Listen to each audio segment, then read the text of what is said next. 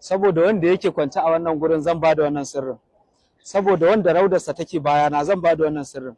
Wannan sirri ne sai mutum ya cire kyashi zai iya bada shi don wani ya amfanar da shi.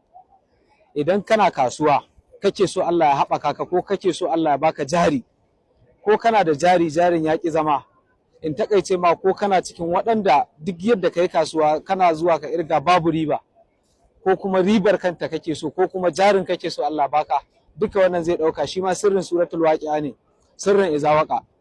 Ka sa a rubuta maka izawaka atil waqi'a a kafa 11. Idan aka rubuta ta kafa 11, ka je ka samu kaza fara, ka siyo kaza fara. Idan ka siyo kazan nan za a yanka ta a yi komai yadda ake dafa kaza da wannan ruwan rubutun za a dafa ta. Za a sa kayan haɗi, za a sa komai da komai. Da wannan ruwan izawakar za a dafa kazar, za ka ci.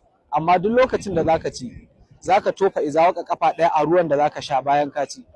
Kana roƙon Allah wannan abin da kake so, ko jari, ko yawan lalacewar kuɗi kake so Allah ya tsayar ma.